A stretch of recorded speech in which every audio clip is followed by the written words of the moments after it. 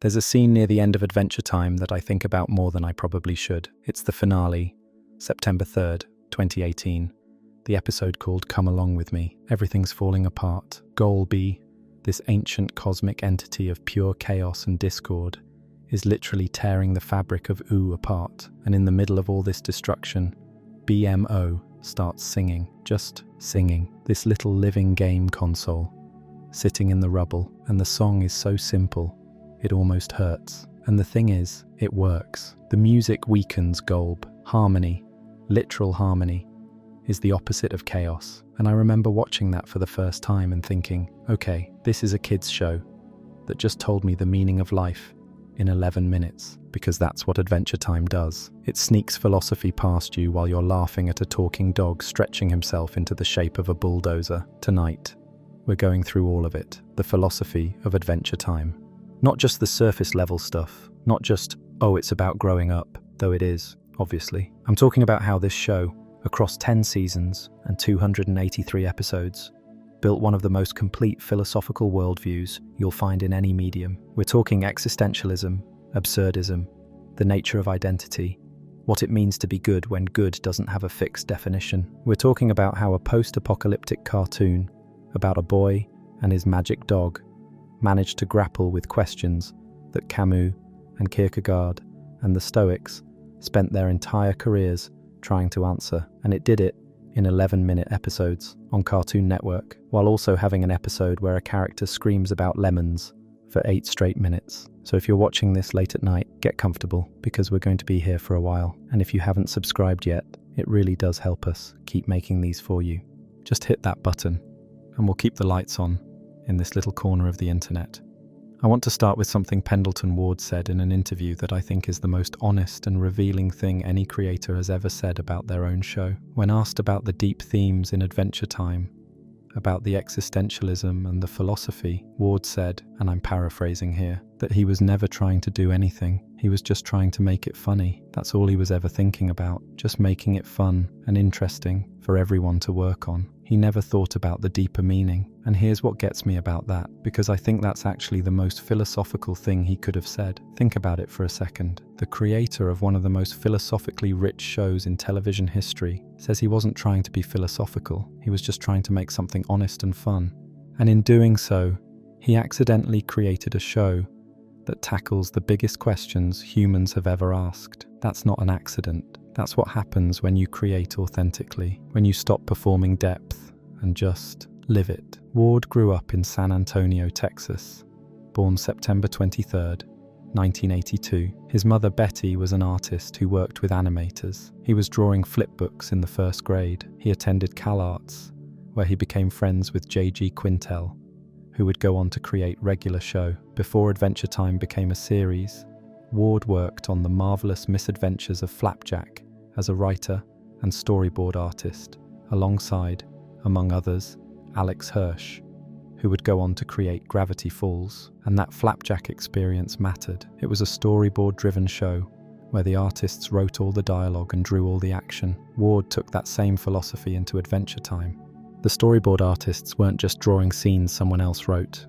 They were writing the show themselves, and that's important, because when you give artists that kind of freedom, the philosophy doesn't get imposed from the top down. It emerges, organically, from a room full of creative people who genuinely care about what they're making. The pilot aired on Nicktoons Network on January 11th, 2007. It was rejected by Nickelodeon twice. Then Cartoon Network picked it up, and the series premiered on April 5th, 2010, with the episodes Slumber Party Panic and Trouble in Lumpy Space. 2.5 million viewers. The show ran until September 3rd, 2018. 10 seasons. And here's the thing that matters for what we're talking about tonight. Across those 10 seasons, Adventure Time evolved more radically than almost any show in television history. It started as a goofy action comedy about a kid punching monsters. It ended as an existential meditation on the nature of reality, loss, identity, and what it means to keep going when the universe doesn't owe you a reason. And that evolution wasn't random. It mirrors something genuinely philosophical, because the show's journey, from simple adventures to profound questions, is basically the same journey every human being takes when they start thinking seriously about life. You start with the easy stuff, good guys and bad guys, punching the monster and saving the princess. And then, slowly, the lines get blurry. The bad guy isn't really bad. The princess doesn't need saving. And the monster is you. Or at least, it's a version of you that you don't want to face yet. Let me tell you about the first time Adventure Time broke my brain philosophically. And I mean philosophically, not just emotionally. It was season 4, episode 25. I Remember You, aired October 15th, 2012.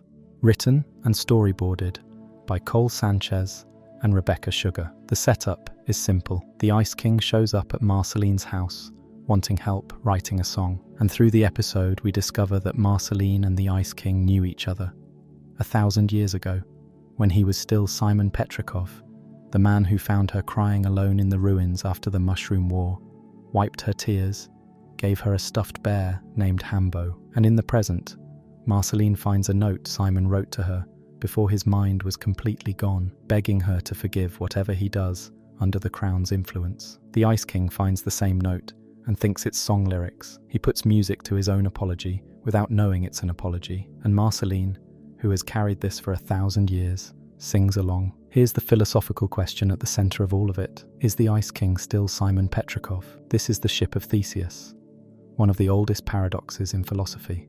If you replace every plank of a ship, one by one, is it still the same ship? The Ice King has had every plank replaced. His memories are gone. His personality is different. His love for Betty, his profession, his name as he understood it, all gone. And yet there are moments, flickers. He keeps going back to Marceline's cave for reasons he can't name. He harmonizes with his own forgotten apology because the melody feels right. Is there something underneath the crown that is still Simon? Or is Simon simply gone, and the continuity of the body is not the continuity of the self? Novelist Lev Grossman, in an interview with NPR, said the Ice King's story is psychologically plausible, and then said something devastating. His own father had Alzheimer's, and watching the Ice King was like watching his father die. A cartoon about a blue wizard who kidnaps princesses made a grown man confront his father's mortality. That's not a metaphor for philosophy. That is philosophy. The kind that grabs you before your brain has time to name it. The Western philosophical tradition, going back to Descartes, says yes, there is a fixed self. I think, therefore I am. A core rational soul, irreducible. But Adventure Time is more Buddhist than Cartesian. The show keeps suggesting that identity isn't a possession, it's a performance, a story you tell yourself. And when the story is taken by a crown, by dementia, by the slow erosion of time, what remains? The show's answer, if it has one, is maybe something, and maybe that's enough. This is where Adventure Time separates itself from every other animated show that touches deep themes. Other shows introduce a philosophical problem and resolve it. They say, here's the dilemma, here's the answer. Credits. Adventure Time introduces the problem and sits with it indefinitely. It doesn't want you to have an answer. It wants you to feel the weight of the question. And the way it makes you feel the weight is not by explaining the ship of Theseus. It's by showing you a 1,000-year-old vampire crying because the man who saved her life doesn't recognize his own handwriting. But here's the angle I want to push on that almost nobody talks about when they discuss Simon. The question isn't just, is the Ice King still Simon? The more uncomfortable question is, did Simon choose this? Not consciously, but at some level, did the specific shape of his disappearance reflect something about who Simon was? The crown warps desire. It takes what you want most and twists it. Simon wanted to protect Marceline. He wanted to save her. The Ice King kidnaps princesses and builds elaborate schemes to make them love him. The form is broken. The impulse underneath it, the compulsive, desperate need to protect and be loved, is recognizably Simon's. That's the philosophical dimension that makes the Ice King tragic, rather than simply sad. He didn't just lose Simon. He became the worst possible version of what Simon wanted to be. And the show holds that without judgment. And the show doesn't stop there, because 5 months after I Remember You aired, they made Simon and Marcy, Season 5, Episode 14, March 25th, 2013. Also written and storyboarded by Cole Sanchez and Rebecca Sugar. Sugar's final episode before leaving to create Steven Universe. And this one goes back 996 years to show us what Simon and Marceline's relationship actually looked like. Picture this. The world has ended. Everything is grey and ruined. There are wrecked cars and collapsed buildings and this awful, empty silence. And through this wasteland walks a man in a tattered suit, pushing a little girl in a shopping cart. Simon Petrikov and 7-year-old Marceline. She's sick. She's coughing. She needs chicken soup. And Simon, who is already losing his mind, who can already feel the crown eating his memories, pushes this child through miles of post-apocalyptic ruin to find a store that might still have soup. He finds something called the Soupery, a collapsed storefront with a cartoon sign, and to get there, he has to push through hordes of mutated creatures, these green, oozing proto-candy things that are actually the early stages of what will eventually become Princess Bubblegum and the Candy Kingdom. And here's the scene that breaks me. To keep Marceline happy, to make her laugh while she's sick and scared, and the world is falling apart around them, Simon acts out an episode of Cheers through a broken television. He mouths the words. He does the characters. And when Marceline says mute and taps an old soda can like a remote control, Simon pretends he's been muted, moving his lips silently. And Marceline laughs. She actually laughs. A little girl in the ruins of civilization, laughing at a man doing bad impressions through a broken TV set. And then the creatures attack. And Simon has to put on the crown to save her. And every time he puts on the crown, he loses a little more of himself. And Marceline screams, "Please, Simon, stop!" because she can see what it's doing to him. She can see him disappearing, but he does it anyway. He puts on the crown and blasts ice at the monsters and saves her life and loses another piece of his soul, because that's what love does. It makes you willing to destroy yourself for someone else. And the show asks, is that noble or is it tragic? And the answer, of course, is both. It's both at the same time, and that's what makes it real. The production crew described this episode to Cartoon Network as The Road, except for kids. Cormac McCarthy's The Road, a novel about a father and son walking through post-apocalyptic America. That's what Adventure Time was doing in Season 5 on Cartoon Network for children. And it worked, because the emotional truth of a man losing himself to protect a child is universal. You don't need to have read Cormac McCarthy to feel it. You just need to have loved someone. And then there's Puhoi, Season 5, Episode 16, aired April 8th, 2013, written and storyboarded by Tom Herpish and Steve Wolfhard. On the surface, completely absurd, and underneath it, one of the most unsettling questions the show ever asked. Finn is upset because Flame Princess didn't laugh at his joke. That's it. That's the inciting incident. A teenager's girlfriend didn't laugh at his joke, and now he's spiraling. Jake builds a pillow fort to cheer him up, and Finn crawls inside and falls through a portal into Pillow World, a place where everything is made of pillows. And in this world, Finn meets a woman named Rosalinen, voiced by Mandy Siegfried. He marries her. He has 2 children, Jay and Bonnie, named after Jake and Princess Bubblegum. He grows old. He lives an entire life, and then he dies. And when he dies, his spirit flies through a dark void, bounces off the tongue of Golb, this massive red entity that we won't fully understand until the finale, and wakes up back in the Pillow Fort. Jake asks about his dream, but Flame Princess calls. The joke situation is resolved, and Finn forgets everything, an entire lifetime gone. Okay, so this episode is directly referencing a Taoist parable called The World Inside a Pillow by Shen Jiji, a Tang Dynasty story about a man who lives a whole life inside a magical pillow and wakes up having learned that earthly ambitions are fleeting. It's also referencing the Star Trek, The Next Generation episode, The Inner Light, where Captain Picard lives an entire life on a dying planet and wakes up on the Enterprise having lived decades in 25 minutes. Jonathan Frakes, Commander Riker from that same show, actually voices adult Finn in this episode. That's not a coincidence. That's a love letter. But here's why this episode matters philosophically.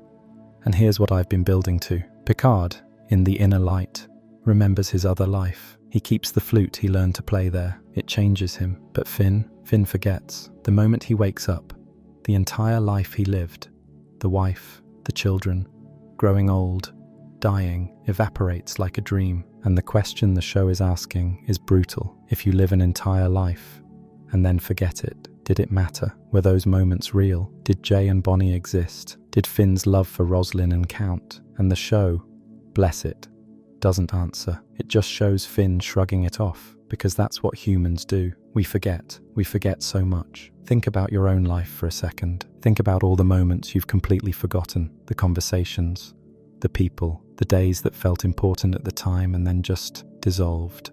Are those lost experiences any less real because you can't recall them? The Stoic philosopher Marcus Aurelius wrote about exactly this in his Meditations. He talked about how everything dissolves into the past, and even the things we remember will eventually be forgotten by the people who remember them, and then by the people who remember those people, until nothing remains. It's not depressing, it's just true. And Adventure Time, a show where a stretchy dog builds pillow forts, is saying the same thing Marcus Aurelius said. But, and this is crucial, Adventure Time adds something the Stoics didn't always emphasize, because the show doesn't stop at everything is impermanent and nothing matters. It goes further. It says everything is impermanent and it matters anyway. Finn's life in Pillow World mattered, even though he forgot it. The moments were real, even if the memory isn't. And this is where Adventure Time lands philosophically in a place that I think is genuinely original. It's not nihilism, it's not pure existentialism, it's closer to what Albert Camus called absurdism, the idea that life is inherently meaningless, but we can create meaning through how we choose to live, and the meaning doesn't have to be permanent to be real. This is the thesis of the entire show, and if you want me to put it in a sentence, here it is. Adventure Time is about finding reasons to keep going in a world that doesn't owe you one. And if you've been paying attention, you've already seen this play out in the Ice King story and in Puhoi, but the show hits this theme again and again, from different angles, in different registers, with different characters. It's like a jazz musician returning to the same melody, but improvising every time. The notes are familiar, but the performance keeps surprising you. And if you're still with me, if you're still awake, I need to tell you about the episode that took this idea and turned it into something I still can't fully shake. Because what we've been talking about so far is how the show handles impermanence and memory. But there's another dimension to Adventure Time's philosophy that's even harder to talk about, and it has to do with how we navigate a world that actively resists being understood, how we move through confusion and uncertainty and still come out the other side as ourselves. And the episode that captures this better than anything else in the entire series is The Hall of Egress, Season 7, Episode 24, aired March 5th, 2016, storyboarded entirely by Tom Herpich. Only the third time he'd done an episode solo. This episode was nominated for a Primetime Emmy Award for short format animation, and honestly, it deserved to win. Here's the setup. Finn and Jake are hiking to find a mysterious cave. Jake mentions the dungeon train, which they discovered back when Finn was in his worst emotional spiral, right after the Flame Princess breakup.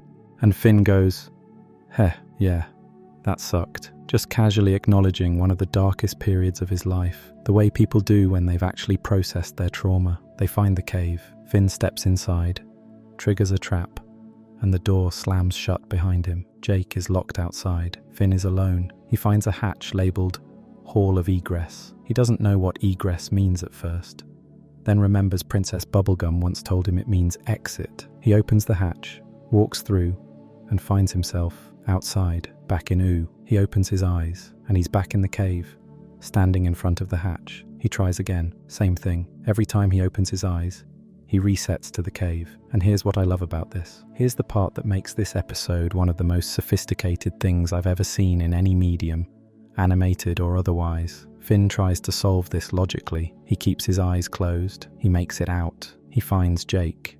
But Jake doesn't believe his explanation and forces his eyes open as a joke. Reset. Finn tries again, gets further, gets sent back. He starts wearing blindfolds, multiple blindfolds. He's stumbling through Ooo with his eyes closed, bumping into things, falling down, and every time someone pulls off a blindfold or tricks him into opening his eyes, he snaps right back to that cave. And eventually, Finn does something extraordinary. He realizes that the people around him, Jake, BMO, everyone, are part of the problem, not because they're malicious, but because they keep interfering. They keep trying to help in ways that reset his progress. So in the middle of the night, while Jake and BMO are sleeping, Finn sneaks out of the tree fort. He walks into the wilderness alone. His shirt catches on a branch and starts unraveling, leaving a trail, and Finn realizes someone could follow the thread back to him. So he strips off everything, all of his clothes, his backpack, his hat.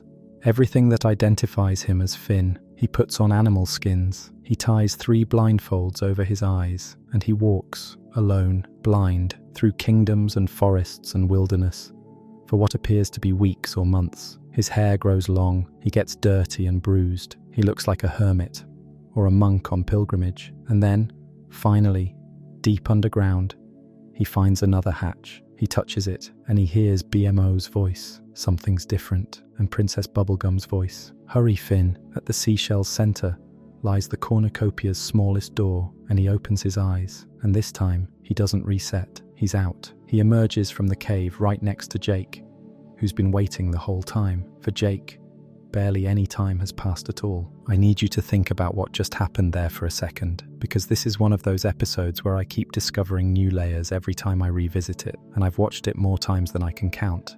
On the surface, The Hall of Egress is a puzzle episode, a dungeon with a weird mechanic. But underneath that, it's doing something philosophically profound. It's telling a story about how growth actually works. Not the easy version of growth, where you learn a lesson and move on. The real version. The version where you have to lose everything, your identity, your relationships, your comfort, before you can find your way through. Think about what Finn strips away. His clothes, his identity as Finn the human, his hat, his most iconic feature, the thing that makes him recognizable, his connections to the people he loves. He becomes nobody. He walks blind through a world he can't see. And it's only when he stops trying to find the exit, when he stops looking for egress, that he actually finds it. As he says himself, no more threads to follow, no more egress. He's not trying to escape anymore.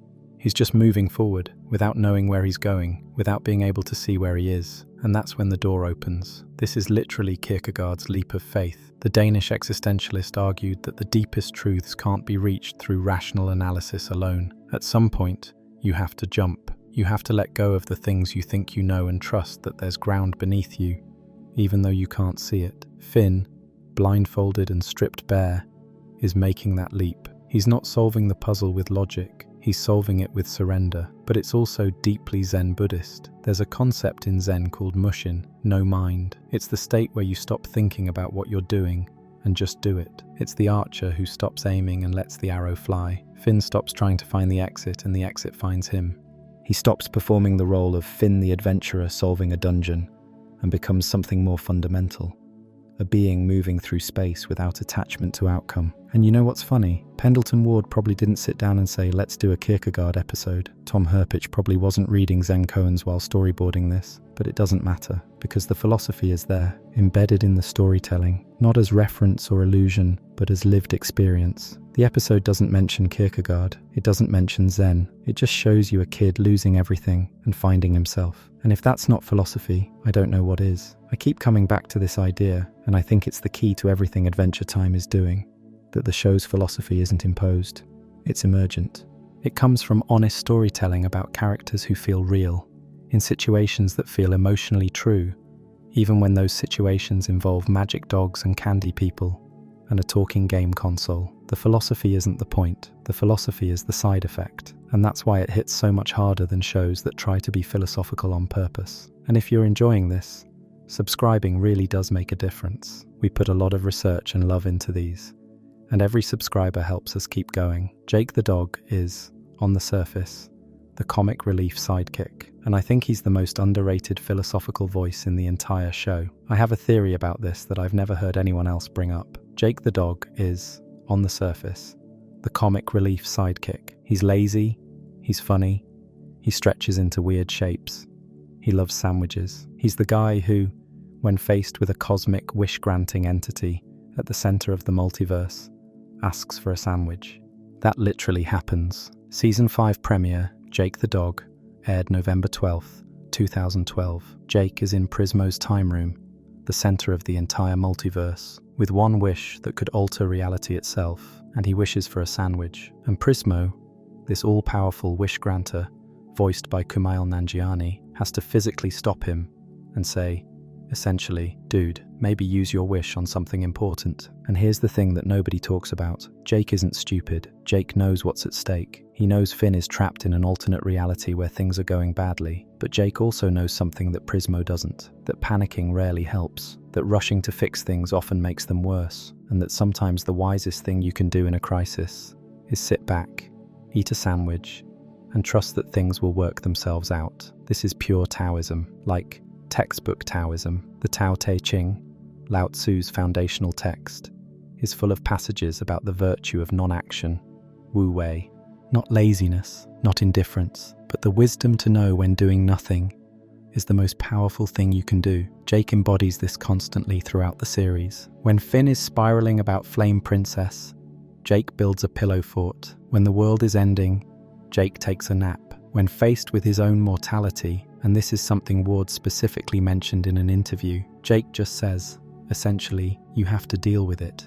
It's part of life. There's an episode early in the series where Jake sees a vision of his own death, and Finn freaks out. Finn can't handle it, but Jake is calm, not because he doesn't care, but because he's already made peace with impermanence. He understands, on some intuitive level, that death isn't a problem to be solved. It's a condition to be accepted, and once you accept it, you're free to actually live. I rewatched that episode recently, and it hit me that Jake is basically a Zen master, disguised as a cartoon dog.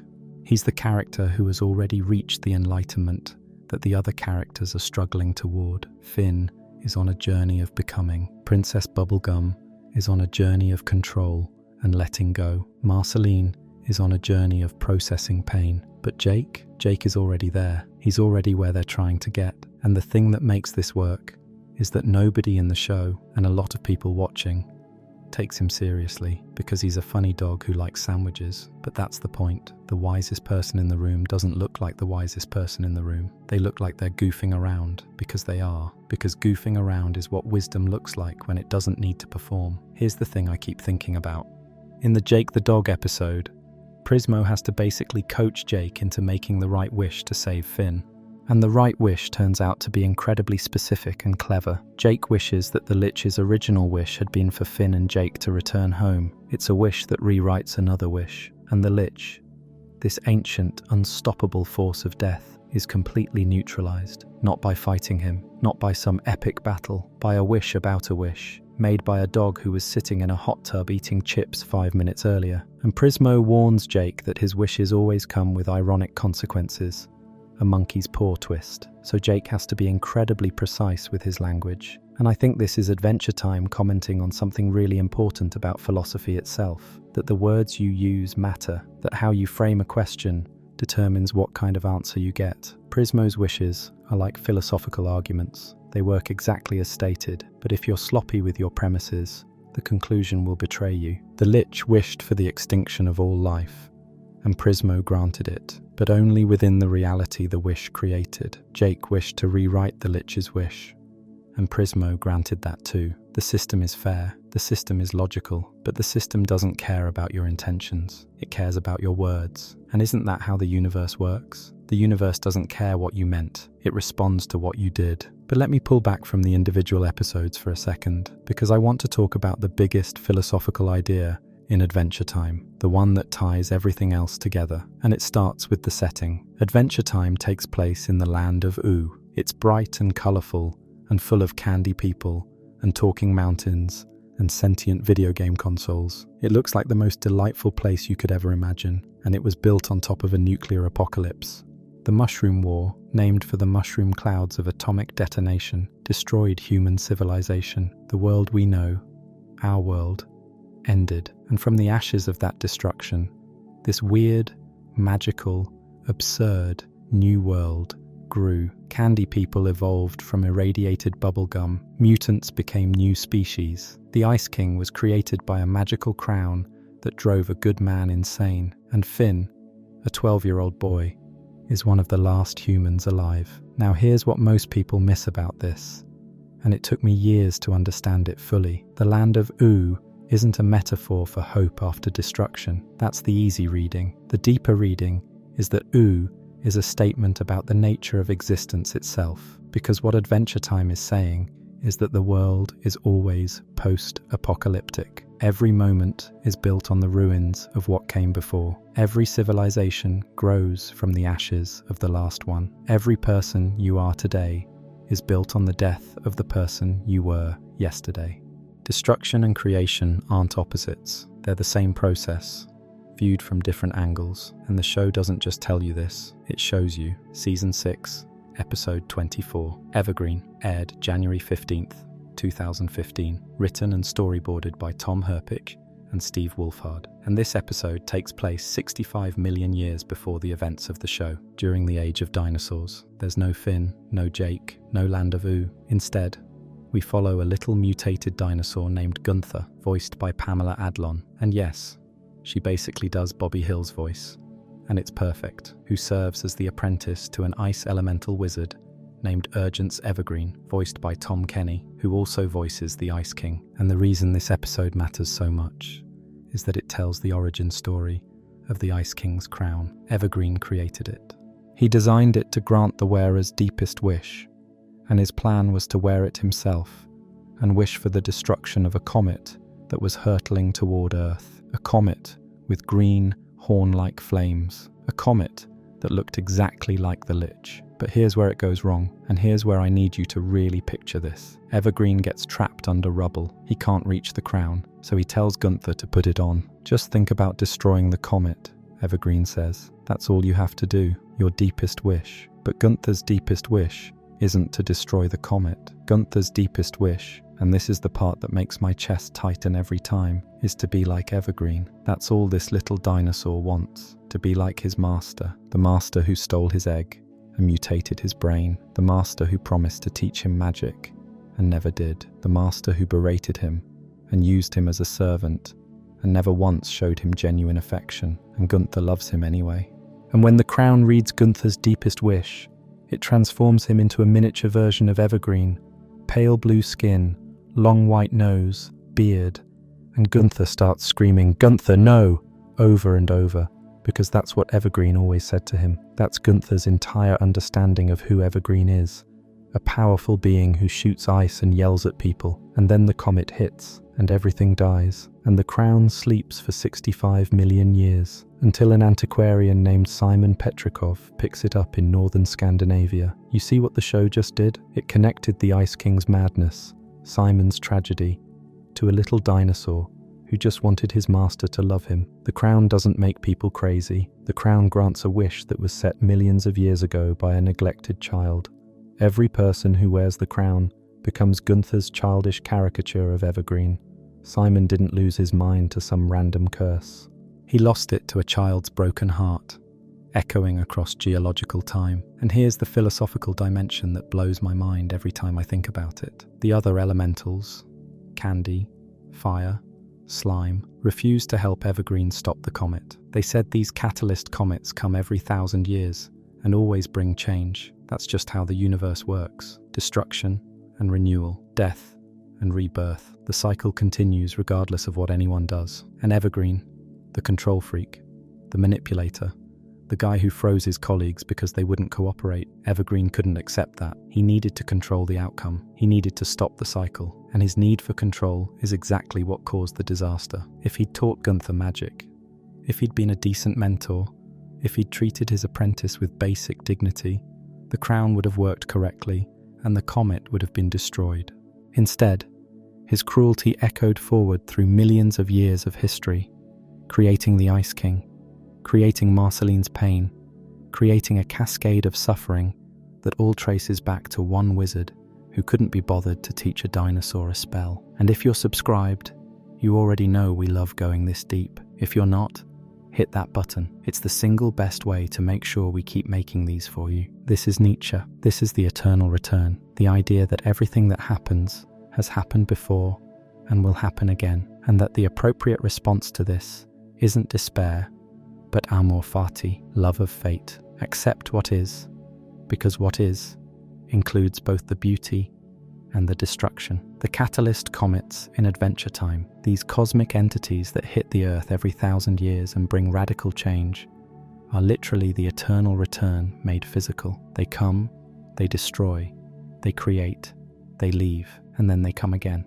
And the beings of Oo, over thousands of years, have learned to live with this cycle, not to fight it, not to prevent it, just to live. And this brings us to what I think is the most important scene in the entire series, the Season 6 finale, when Finn meets the Catalyst Comet. The comet offers Finn a choice: leave the physical world behind, transcend to a higher plane of existence, escape the cycle of death and rebirth entirely. And Finn says no. He chooses to stay. He chooses the messy, imperfect, painful, beautiful experience of being alive in a world that doesn't make sense. Not because he doesn't understand the offer, not because he's too young to appreciate it, but because he's looked at what life is, really looked at it with all its suffering and joy, and decided that it's worth it, that the adventure of being alive is worth more than the peace of not being. And honestly, that might be the most profound thing any piece of art has ever said to me.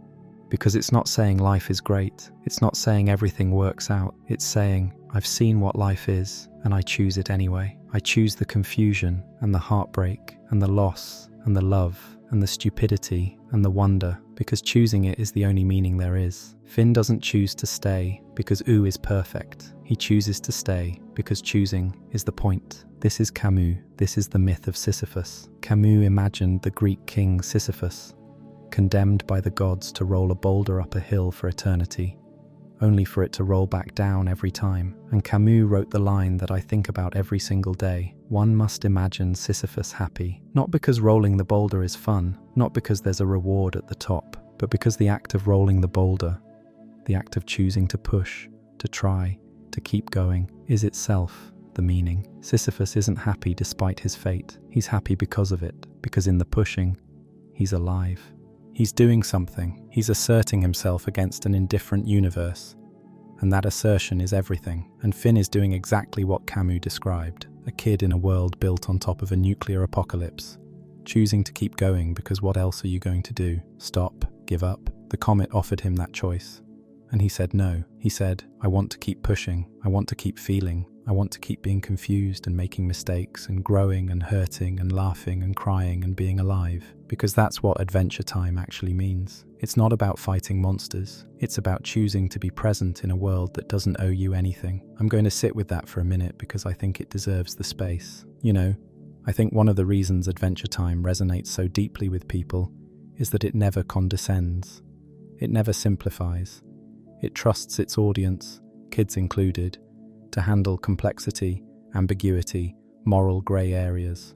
And that trust is itself a philosophical position. It's saying, I believe you're smart enough to wrestle with hard questions. I believe kids can think about death and loss and identity without being damaged by it. In fact, I believe they need to, because the alternative, shielding them from these questions, doesn't protect them. It just means they hit these questions later without any tools to handle them. Ward said in an interview that he liked dark humour, that he wanted to make a show that was safe for kids, but also explored heavy themes. Jake sees his own death in an episode and contemplates that, and it's really sad, Ward said. And Finn doesn't want him to die.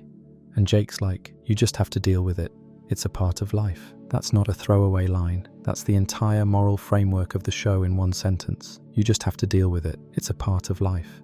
And I want to go deeper into how the show handles this with different characters, because the philosophical framework isn't monolithic. Each character represents a different response to the same fundamental question. How do you live in a world that doesn't make sense? Princess Bubblegum's answer is control. She's a scientist, a ruler, a creator. She built the Candy Kingdom from scratch. She designed its citizens. She manages every aspect of their lives. Her response to the absurdity of existence is to impose order on it, to understand it, to control it. And the show examines this response with remarkable nuance. Because Bubblegum's control works, to a degree, the Candy Kingdom functions. Its citizens are, mostly, happy, but the show also shows the cost. Bubblegum's need for control makes her manipulative. She surveils her citizens. She creates things, like the Earl of Lemongrab, that go horribly wrong.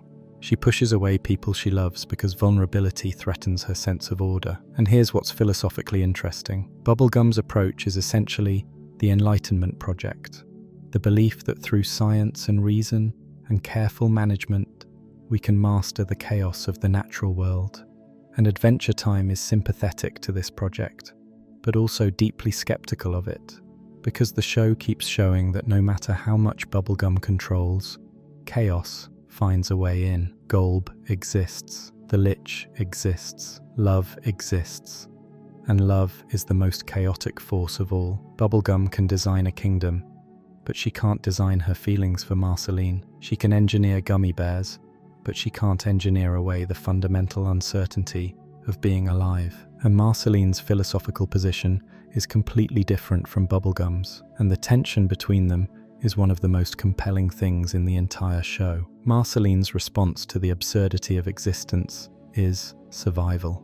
Pure, raw survival. She's 1,000 years old. She's watched civilizations rise and fall. She's watched the man who raised her lose his mind. She's been abandoned by her father, Hunson Abadir, who is literally the ruler of the Nightosphere, Adventure Time's equivalent of hell. Everything Marceline has loved has been taken from her, and her response is to keep going, not with any grand philosophy or framework, just keep going, keep playing music, keep being angry and sad and funny and alive, keep existing even when existing hurts. This is pure existentialism, Jean-Paul Sartre's idea that existence precedes essence, that we don't have a predetermined nature or purpose, and that we create ourselves through our choices and actions. Marceline doesn't have a grand plan. She doesn't have a framework for understanding the universe. She just is. And in being, she creates meaning. Her music is meaning. Her friendship with Finn and Jake is meaning.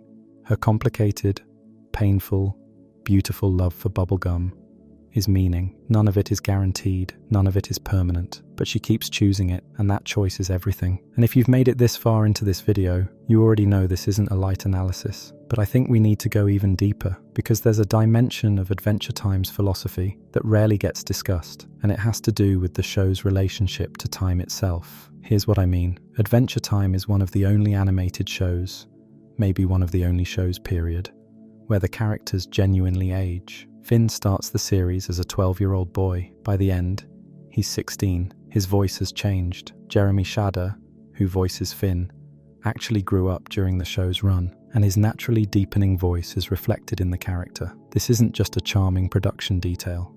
It's philosophically essential, because the show is literally demonstrating what it's talking about. Time passes.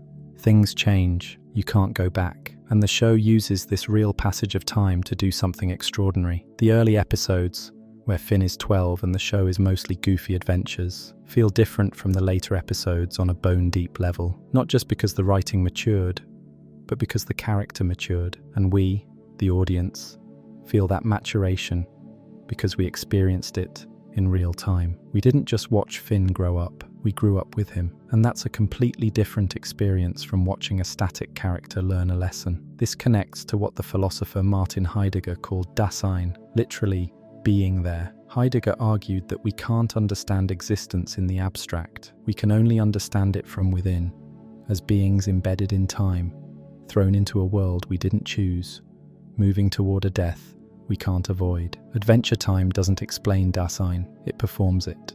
It is a show that exists in time, about characters who exist in time, experienced by an audience that exists in time. And the passage of that time, the fact that it happened, that it can't be undone, that those years of watching are now behind us, is itself the philosophical point. When the finale aired on September 3rd, 2018, a lot of people cried. And I don't think they were just crying because the show was over. I think they were crying because the end of the show forced them to confront the passage of time in their own lives. If you started watching Adventure Time when it premiered in 2010, you were 8 years older when it ended. 8 years. That's a third of your life if you started watching at 16. And the show, by ending, was saying, this time happened. It was real. You can't go back to the beginning. You can only carry what you learned forward into whatever comes next.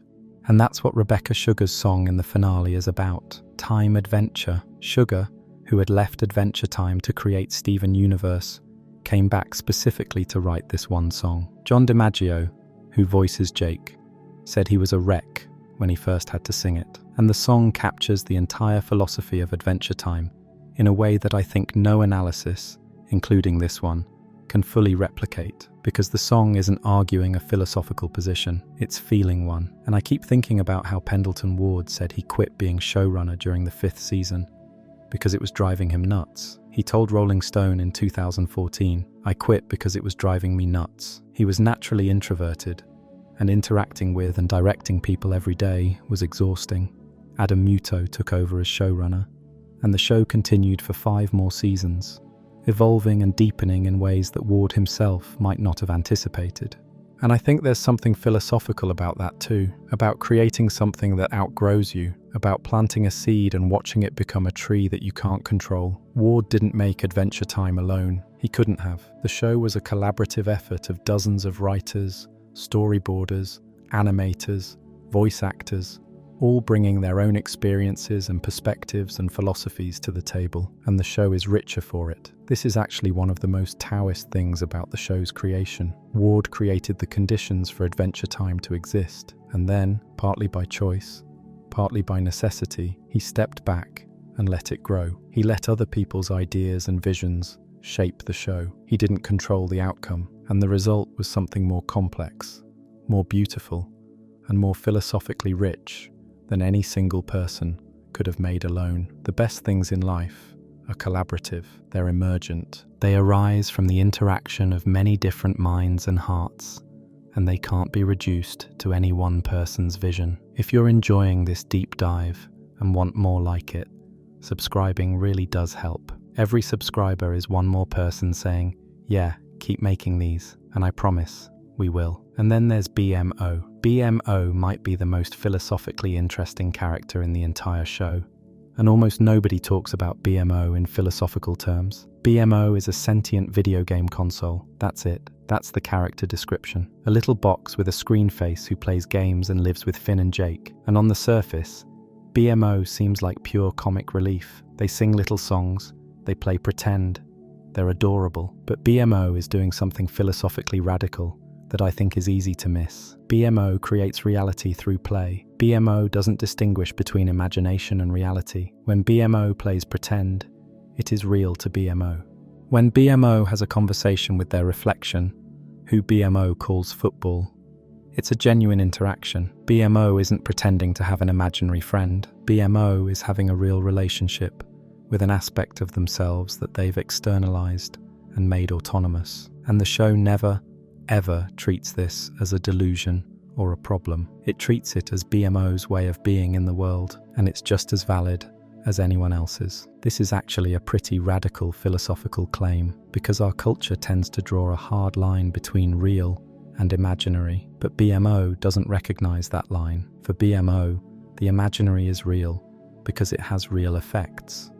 It creates real emotions, real experiences, real connections. And isn't that true for all of us? Aren't our imaginations, our stories, our dreams, our beliefs just as real as our physical experiences in terms of how they shape who we are? BMO is also, I think, the character who most embodies Adventure Time's philosophy of joy, because BMO doesn't find joy despite the difficulties of existence. BMO finds joy because of how they choose to engage with existence. BMO makes everything a game, not because they're avoiding reality, but because play is their fundamental mode of being. And play, when you think about it, is one of the most philosophically interesting things humans do. Play is purposeless purpose. It's activity without a goal beyond the activity itself. And that's basically what Camus was talking about with the myth of Sisyphus, the idea that the pushing itself is the point, not the arrival at the top.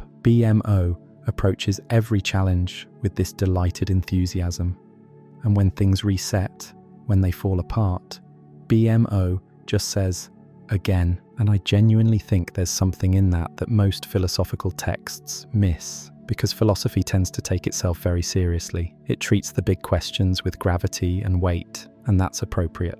But Adventure Time, through BMO, suggests that maybe the most profound response to the absurdity of existence isn't weighty seriousness. It's play, it's lightness, it's choosing to find the fun in the struggle. And in the finale, BMO is the one who survives 1,000 years into the future. BMO becomes the king of Ooo and narrates the story of the Gum War to Shermie and Beth, 2 new adventurers who mirror Finn and Jake. BMO has forgotten Finn's name, calling him first Fred, then Phil. 1,000 years of memory has eroded the details, but the story persists, the meaning persists. Even when the facts fade, the essence remains. And BMO, this little game console, has carried it forward for a millennium through the only tool that matters, storytelling. And that brings me to what I think is the final philosophical dimension of Adventure Time. The show is ultimately about stories, about how we tell them, why we need them, and what happens when they end.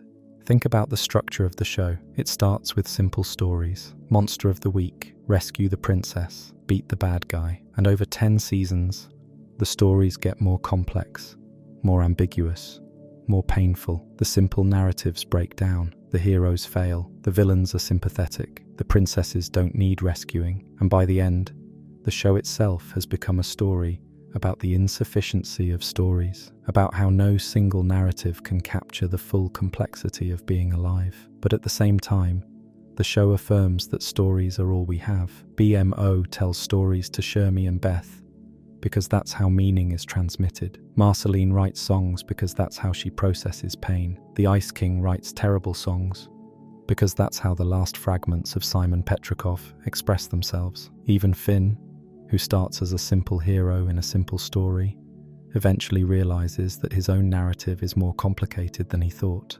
He's not just Finn the human, he's a reincarnated being, part of a cosmic cycle, shaped by choices he doesn't fully understand, connected to a past he can barely glimpse. And the show ends, and this is maybe the most important thing about the ending, by zooming out 1,000 years into the future. Shermie and Beth, standing on a hill, looking out over Ooo, and they strike a pose that mirrors Finn and Jake in the show's opening. The adventure continues, the story continues. Not the same story, not with the same characters, but the same spirit, the same willingness to leap into the unknown and see what happens. The song that plays over the credits of every episode of Adventure Time contains the line, "Come along with me." It's an invitation, not a command. It's saying, I'm going on this adventure. You can come if you want. No pressure, no obligation. Just come along. And I think that might be the most profound thing the show ever said, because it frames life itself as an invitation, not an obligation. You don't have to be here, but you can be. And if you choose to be, there's an entire land of Ooo waiting for you. It won't make sense. The candy people will explode sometimes. The Ice King will kidnap princesses. Bad things will happen to good people. You'll fall in love and get your heart broken. You'll grow up and forget entire lifetimes. But you'll also build pillow forts and fight dragons and make friends with wish-granting cosmic entities who make really good pickles. And at the end of all of it, when someone asks you what it was about, you probably won't be able to explain. You'll just shrug and say, I don't know.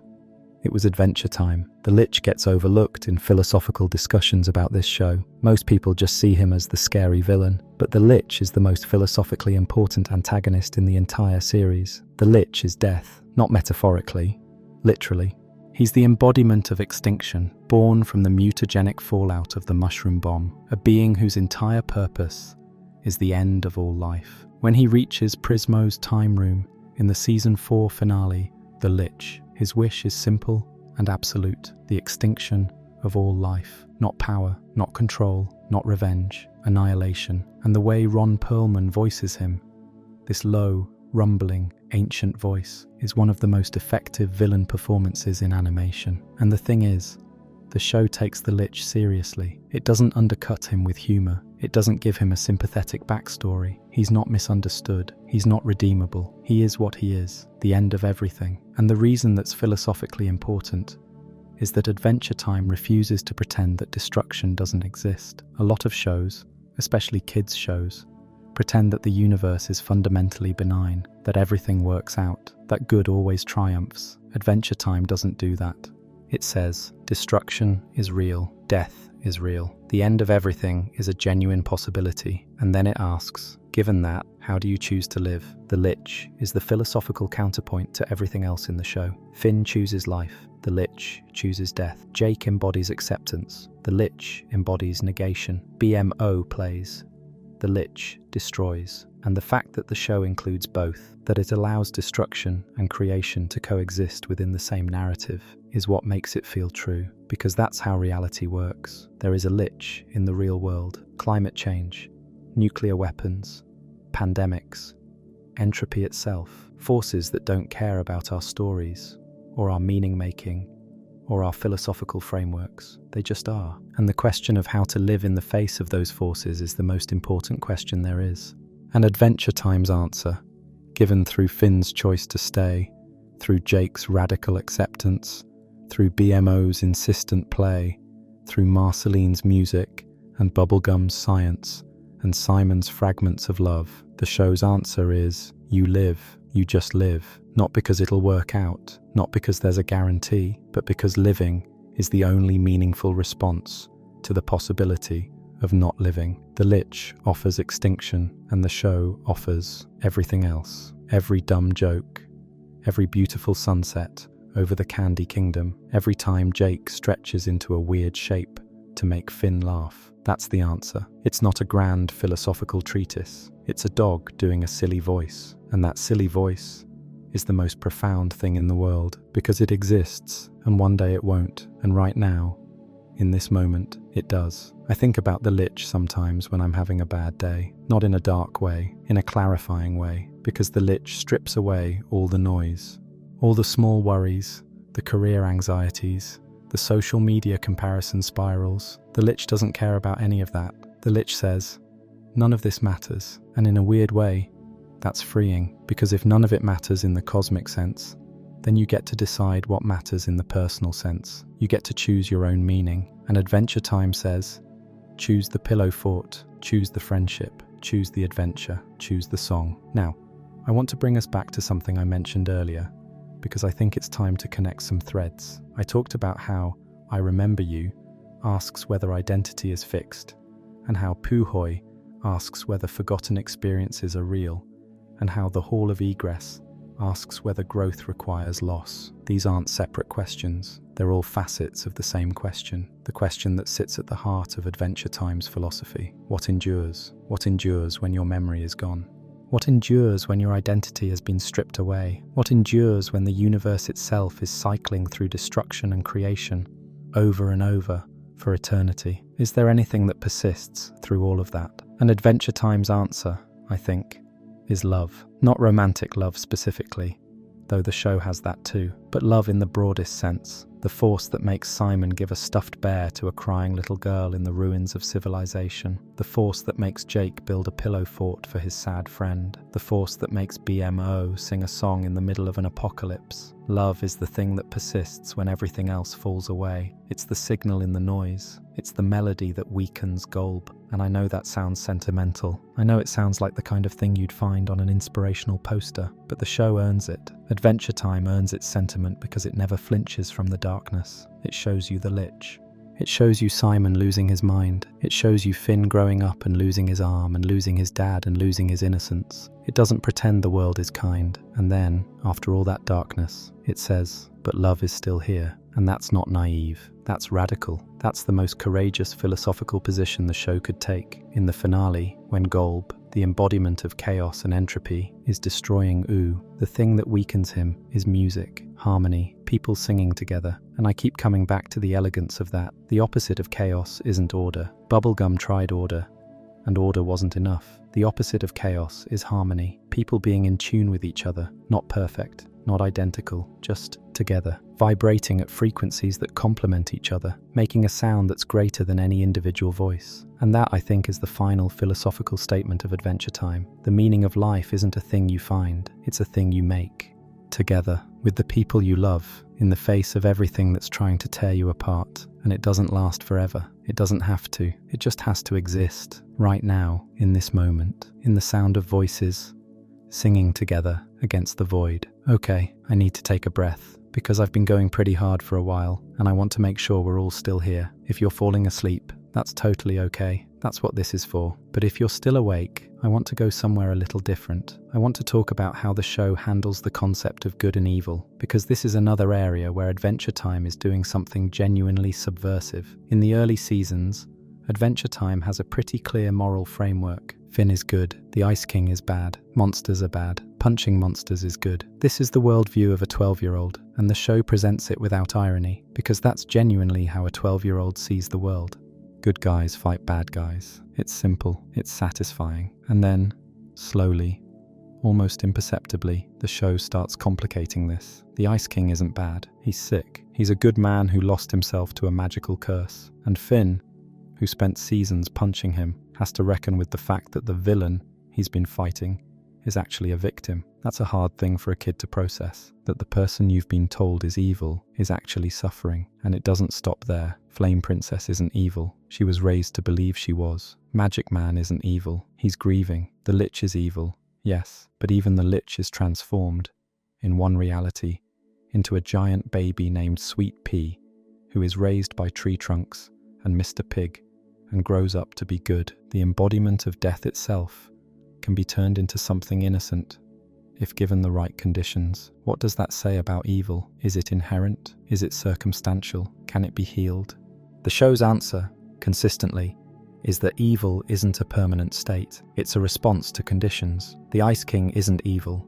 He's been corrupted by the crown. Lemongrab isn't evil. He was created wrong, and nobody taught him how to be. Even Gumbald, the villain of the final arc, isn't evil so much as petty and resentful. His conflict with Princess Bubblegum is ultimately a family dispute, not a battle between good and evil. And in the finale, it's resolved not by fighting, but by Bubblegum and Gumbald sharing a dream where they realize, on some unconscious level, that they're fighting over nothing. This is a radical departure from how most stories handle morality, and it's philosophically significant. Most stories operate within a Manichaean framework.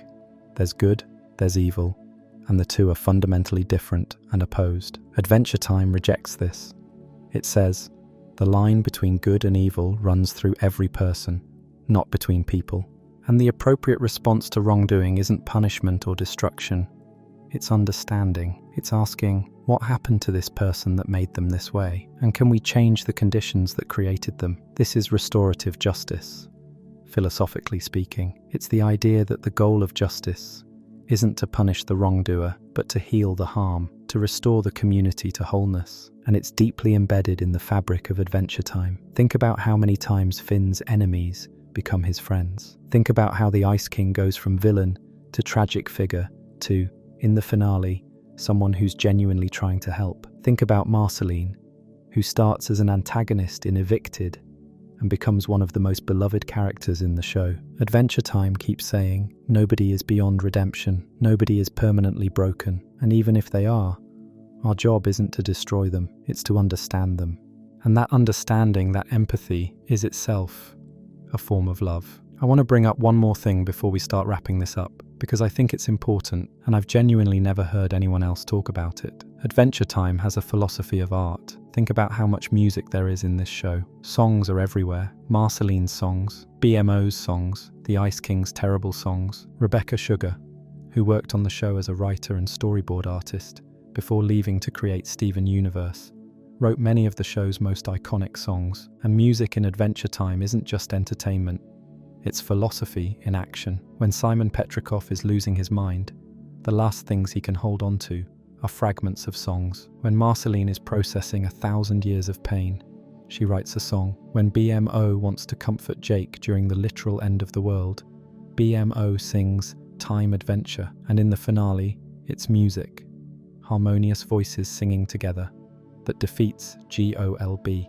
Music in Adventure Time is the mechanism by which characters access truths that language and reason can't reach. This is actually a very old philosophical idea. Plato wrote about it in the Republic, the idea that music can reach the soul in ways that words and argument can't. But Adventure Time does something Plato wouldn't have approved of. It democratizes music. In Plato's system, only certain approved music should be allowed, because the wrong music could corrupt the soul. Adventure Time says, all music counts. The Ice King's terrible songs count. BMO's silly songs count. Marceline's angry punk songs count. Every expression, no matter how imperfect, is an act of meaning-making, and every act of meaning-making is a tiny rebellion against the void. And I think that's what the show is ultimately saying about art itself. Art doesn't have to be perfect to matter. It doesn't have to be highbrow or sophisticated or technically accomplished.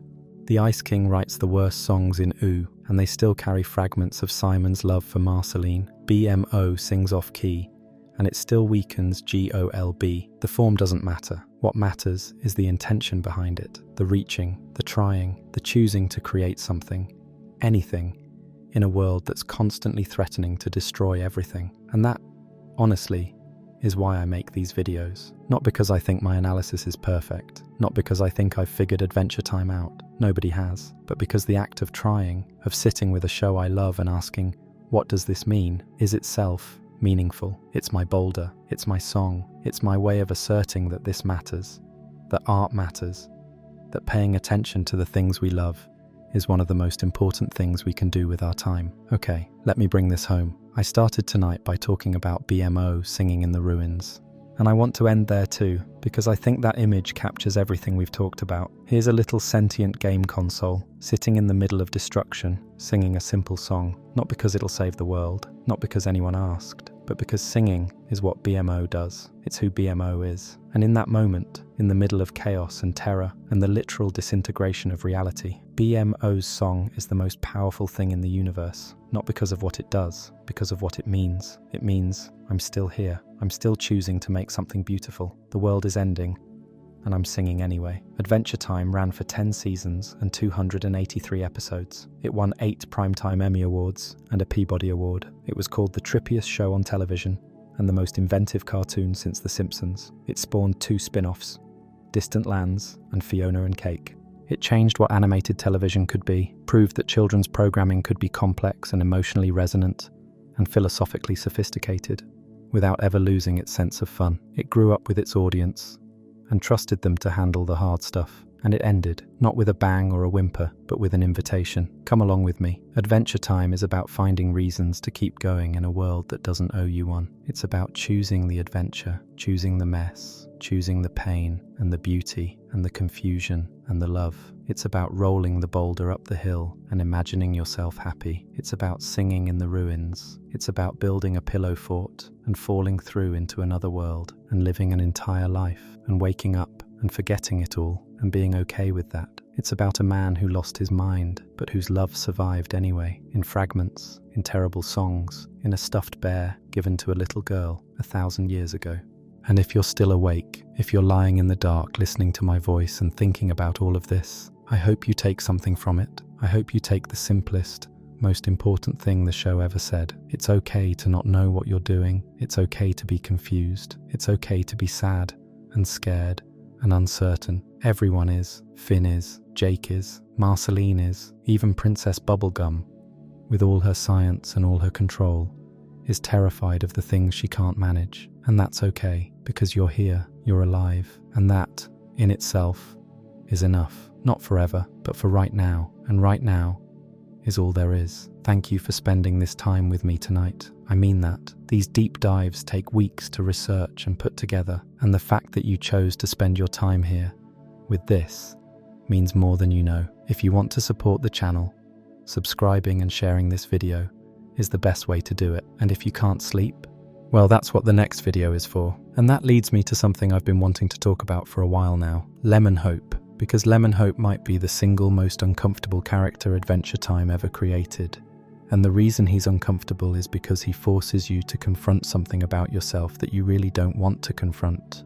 Lemon Hope is a lemon child, one of the Earl of Lemongrab's creations. Season 5, episodes 50 and 51, Lemon Hope Part 1 and Lemon Hope Part 2, aired March 10th, 2014. He was rescued from Castle Lemongrab's oppressive totalitarian regime by Princess Bubblegum, Finn, and the Lemon People. And the Lemon People set him free so that he could come back and save them. They sacrificed their own freedom for his, betting everything on the hope that Lemon Hope would return. And Lemon Hope doesn't want to. He doesn't want to save anyone. He wants to be free.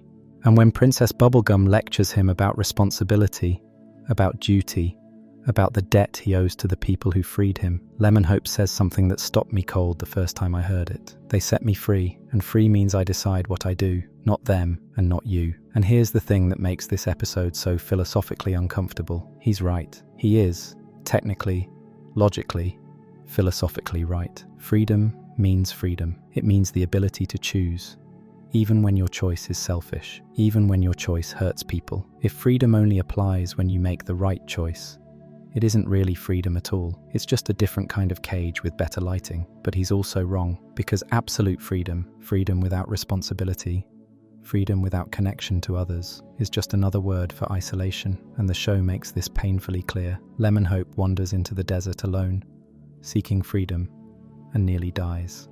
He's dehydrated, on fire, whispering freedom as he collapses. He's free, technically, and he's dying. This is the tension between existentialism and communitarianism, played out through a cartoon lemon. Sartre said, "Hell is other people," but he also said we're fundamentally defined by our relationships with others. You can't escape the social. You can try, and Lemon Hope tries, but you'll end up in the desert, on fire, alone. Freedom without community is just a different kind of prison. And what I find most devastating about the Lemon Hope episodes is the ending. He does come back. He does save his people. He uses his harp to destroy the tyrannical Lemon Grab, liberating the Lemon people. And then, and this is the part that haunts me, he leaves. He walks out of Castle Lemon Grab, having fulfilled his responsibility, and he goes back to being free. He doesn't stay. He doesn't become their leader. He just goes. And the show doesn't judge him for it.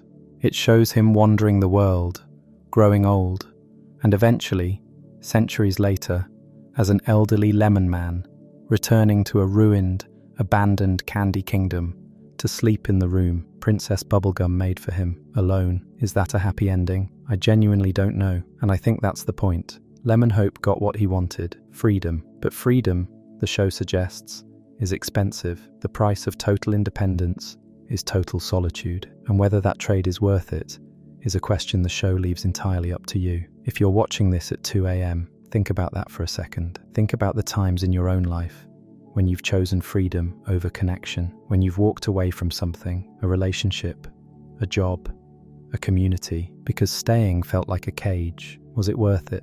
Are you glad you left? Adventure Time doesn't answer that for you, but it does make you sit with the question, which is somehow worse or better, depending on how you look at it. And this brings me to something I've been circling around this entire video without quite saying it directly. Adventure Time's philosophy isn't comfortable. It isn't reassuring. It doesn't tell you everything's going to be okay. It tells you everything is complicated and most of the big questions don't have answers, and you're going to have to figure this out for yourself. And then it sits with you while you try. I think that's why the show works as fall asleep content, honestly. Not because it's boring. It's one of the most stimulating shows ever made, but because there's something deeply comforting about a voice that says, I know things are confusing. I know the world doesn't make sense. I'm not going to pretend it does, but I'm going to sit here with you, and we're going to look at the confusion together. And maybe that's enough. Maybe being confused together is its own kind of peace. Let me take a detour for a second. I want to talk about something that I genuinely believe is one of the most underappreciated aspects of the show's philosophical framework, and it has to do with the Candy People. The Candy People are, on the surface, joke characters. They're made of candy. They explode when they're scared. They say silly things. In the first episode, Slumber Party Panic, which aired on April 5th, 2010, the entire plot revolves around Finn trying to prevent the Candy People from finding out that zombies are attacking, because if they find out, they'll get scared. And if they get scared, they'll explode. It's absurd. It's funny. It's pure, early season, Adventure Time goofiness. But think about what the Candy People actually are. They're sentient beings created by Princess Bubblegum from gum and candy. They didn't choose to exist. They didn't choose to be made of sugar. They didn't choose to have a fundamental design flaw that causes them to literally explode from fear. They were created by someone else, according to someone else's design, and they have to live with the consequences of that design, whether they like it or not. This is a philosophical thought experiment about the nature of creation. What does a creator owe to their creations? What rights do created beings have? The Candy People are essentially Bubblegum's children. She made them, she governs them, she loves them, but she also designed their limitations. She's the reason they explode when scared. She's the reason they're fragile and easily confused. She created them to be a certain way, and they can't transcend their design. And this maps directly onto some of the biggest questions in the philosophy of religion. If God created humans, and humans are flawed, whose fault is it? If Princess Bubblegum created the Candy People with an inherent flaw, the exploding thing, is she responsible for that flaw? And if she is, does she owe them something? Does she owe them an explanation, a fix, an apology? The show explores this through the Lemongrab episodes too. Lemongrab is Bubblegum's creation, and Lemongrab is, by most measures, a failure. He's aggressive, anxious, socially incompetent, unable to govern without tyranny. And the show asks, whose fault is that? Did Bubblegum make him wrong? Or did she create a being who was simply incompatible with the world she expected him to inhabit? And either way, does she bear responsibility for his suffering? This is the problem of evil. Theodicy, in philosophical terms. If a benevolent creator exists, why is there suffering? And Adventure Time's answer, given through Bubblegum's arc, is unsettling. The creator did their best, but creation is imperfect. You can create with the best intentions and still produce suffering. And the appropriate response to that isn't guilt or denial. It's responsibility, taking care of what you've made, even when it's broken, even when it hurts, even when it doesn't work the way you planned. And I think this is actually one of the reasons Bubblegum's character is so compelling. She's not a villain, she's not a hero, she's a creator, grappling with the consequences of creation. And that's something every parent, every artist, every builder, every person who has ever made something and put it into the world can relate to. You create something and it takes on a life of its own, and it doesn't always go the way you hoped. And you can either walk away or you can stay and try to make it better. Bubblegum stays. She always stays. Even when it means surveilling her citizens, even when it means making decisions they wouldn't agree with, even when it means becoming something uncomfortably close to a benevolent dictator, she stays because she feels responsible for what she made. And here's where the show gets really interesting philosophically, because it doesn't just ask whether Bubblegum is right to stay. It asks whether her way of staying, through control, surveillance, manipulation, is itself a form of harm. And the answer, consistently, is kind of, yeah. Bubblegum's good intentions don't excuse her authoritarian tendencies. The show loves Bubblegum, and it also criticizes her. It holds both of these things at the same time, because that's what good philosophy does. It doesn't pick sides. It illuminates the complexity. I could talk about this show forever. Honestly, I could do another 3 hours on just the Elements miniseries and what it says about identity, or the Stakes miniseries and what it says about facing your past, or the Islands miniseries and what it says about the tension between safety and freedom. Each of those is a philosophical treatise in miniature. 8 episodes that tackle massive ideas with the same combination of humor, heart, and intellectual courage that defines the entire show.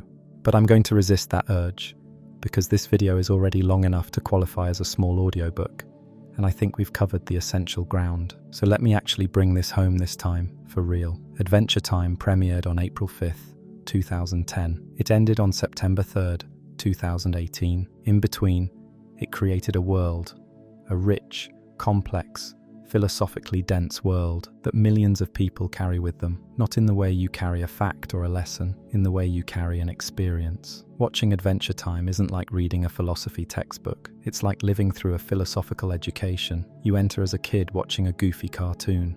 You emerge, 10 seasons later, having grappled with existentialism, absurdism, identity, mortality, the nature of good and evil, the relationship between freedom and responsibility, the problem of creation, the role of art and music in making meaning, and the fundamental question of why we choose to keep living in a world that doesn't promise us anything. And the answer the show gives, if I had to compress it into one last thought, is this: we keep living because we can, because the alternative is the lich, the alternative is extinction, silence, nothingness. And as long as we can choose something else, as long as we can build a pillow fort, write a terrible song, stretch into a weird shape to make someone laugh, give a stuffed bear to a crying child in the ruins of civilization, as long as we can do any of that, we should. Not because it's rational, not because it's guaranteed to work, but because doing it is the point. The doing is the meaning. The adventure is the time. And that's the philosophy of Adventure Time. Thank you for being here. Thank you for listening. Thank you for caring about a cartoon enough to spend this much time thinking about it with me. I'll say it one more time because I mean it. Subscribing to this channel is the best way to support what we do. Every subscriber, every share, every comment saying, "Hey, this helped me fall asleep." It all matters. It all counts. And we'll keep making these as long as you keep showing up. And if you still can't sleep, That's okay. You know what to do. There's another video waiting for you. There always is. Come along with me. But here's where things get really personal for me, because I want to talk about what Adventure Time says about growing up, not as a metaphor, not as a philosophical concept, but as the actual lived experience of becoming someone different from who you used to be, and the grief that comes with that. Finn starts the show as a 12-year-old. Season 1, Episode 1, April 5th, 2010. He's 12. He's a hero. He punches bad guys. He has a crush on Princess Bubblegum. His worldview is simple and clean. There are good people and bad people, and his job is to protect the good people from the bad people. He has a sword. He has a best friend. He has a hat. He knows who he is. And across 10 seasons, every single one of those certainties gets dismantled. His crush on Princess Bubblegum, she's too old for him. She's also, it turns out, a morally complex figure who does things Finn would never approve of. His simple hero narrative, it breaks down the moment he meets his father, Martin, in Season 6's Escape from the Citadel, aired April 21st, 2014, and discovers that the parent he's been fantasizing about his entire life is a selfish, narcissistic con man who literally rips Finn's arm off and walks away without looking back. His arm. His father tears his arm off. Think about the symbolism of that for a second. The hand that holds the sword, the tool of the hero, ripped away by the man who was supposed to protect him. Finn's heroic identity is physically mutilated by the person who gave him life. I've rewatched that scene probably 6 times putting this together, and it lands differently every time, because the first time I watched it, I thought it was just a shocking plot twist, but now I see it for what it is, a metaphor for what happens when the parent you idealized turns out to be human, when the person who was supposed to be your first hero turns out to be flawed, or worse, actively harmful. And the show doesn't let Finn recover quickly. Season 6 is widely considered the dark season of Adventure Time, and for good reason. Finn spirals, he becomes reckless, he manipulates Flame Princess into fighting the Ice King because he enjoys watching them fight, which is deeply messed up, and the show acknowledges that. He loses his way. And this is where I think Adventure Time says something about growing up that very few shows have the courage to say. Growing up isn't just about gaining wisdom, it's about losing innocence, and losing innocence hurts. It's supposed to hurt. The pain isn't a bug, it's a feature, because you can't become a more complete person without first becoming a more broken one. Finn at 16 is a better, kinder, more compassionate person than Finn at 12, but he got there by going through hell. He got there by losing his arm, losing his dad, losing his simplistic moral framework, losing his first love, losing his sense of purpose. He had to lose all of that before he could find something real. And I think that resonates so deeply with people because it's true. Not metaphorically true, actually true. Everyone who grows up goes through a period where the things they believed turn out to be more complicated than they thought, where the heroes turn out to have flaws, where the villains turn out to have reasons, where the simple narrative breaks down and you're left standing in the rubble going, okay, now what? And most shows,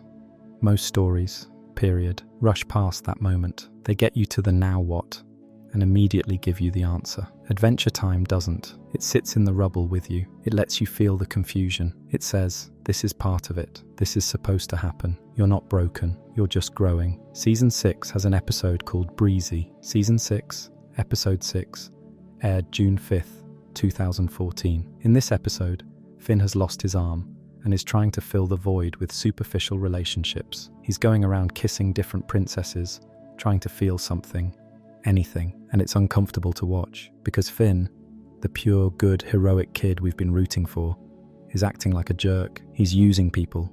He's numb. He's doing the thing that people do when they're in pain and can't face it. He's performing normalcy while falling apart inside. And this is exactly what adolescence feels like, that period where you're trying on different identities, different behaviors, different ways of being in the world, and none of them quite fit, and you're terrified that maybe nothing ever will. Finn, in Season 6, is having an existential crisis, and the show doesn't shy away from making it ugly. It doesn't let Finn be likable during this period. It doesn't sugarcoat his mistakes. It shows him being selfish and confused and kind of awful, because that's what people are like when they're drowning, and pretending otherwise would be a lie. But here's the thing that gets me. The show also doesn't punish Finn for this. It doesn't moralize. It doesn't have Jake sit Finn down and give him a lecture about respecting women or being true to himself or whatever. It just lets Finn go through it. And eventually, slowly, painfully, Finn starts to come out the other side, not because someone taught him a lesson, but because he lived through the experience and absorbed it into who he is. He grew, not up, through. And this is actually a really important distinction that I think Adventure Time understands better than most philosophy. There's a difference between growing up and growing through. Growing up implies a destination, adulthood, maturity, wisdom. It implies that there's a place you're trying to reach, and once you reach it, you're done. Growing through implies a process, an ongoing, never-ending process of encountering new challenges, being broken by them, rebuilding yourself, and encountering the next one. Growing through doesn't have a destination, it just has a direction forward. Finn, by the end of the series, hasn't grown up in the traditional sense. He's still a teenager, he still doesn't fully understand the world, he still makes mistakes, but he's grown through so much: loss, heartbreak, betrayal, confusion, fear, that he's become something stronger, not invulnerable, stronger in the way that broken bones heal stronger because he knows what it feels like to be weak, and he survived it. And this connects back to the Hall of Egress, which I talked about earlier. Remember how Finn had to strip away everything, his clothes, his identity, his connections, before he could find his way through? That's literally what growing up is. You have to lose the old version of yourself before the new version can emerge. And it's scary, and it hurts, and nobody can do it for you. Not Jake, not Bubblegum, not your parents, not your friends. You have to walk into the darkness alone, blindfolded, and trust that there's another side. I think about this a lot as an adult. I think about the versions of myself that I've lost along the way. The kid who believed in simple heroism, the teenager who thought love was straightforward, the young adult who thought hard work was always rewarded. Those versions of me are gone. They had to die so that I could become whoever I am now. And Adventure Time helped me understand that, not by lecturing me about it, by showing me a cartoon kid go through the same thing and come out the other side still willing to be kind. This is one of those episodes I think about randomly at like 2 a.m, just lying in bed, staring at the ceiling, and suddenly Finn, stripping off his clothes in the wilderness, comes to mind.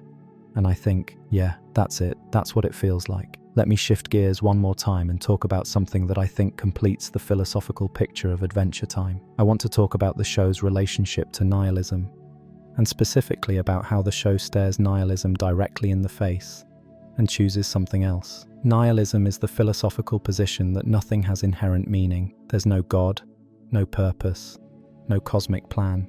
The universe is indifferent to human suffering. Things happen for no reason. You live, you die, and eventually the sun explodes, and everything you ever were or did is obliterated from existence. Nihilism is, in many ways, the logical endpoint of looking at the universe honestly. If you remove all the comforting stories, religion, destiny, karma, everything happens for a reason. What you're left with is a cold, silent, indifferent cosmos that doesn't care whether you exist or not. And Adventure Time knows this. The show isn't naive about the nature of the universe. It has the Lich, the literal embodiment of nothingness. It has Golby, the god of chaos and entropy. It has the Mushroom War, a civilization-ending nuclear holocaust. It has Simon Petrikov losing his mind, one memory at a time. It has Finn's dad abandoning him. It has the Catalyst comets, destroying and remaking the world every 1,000 years. Adventure Time is fully aware that the universe is not a kind place.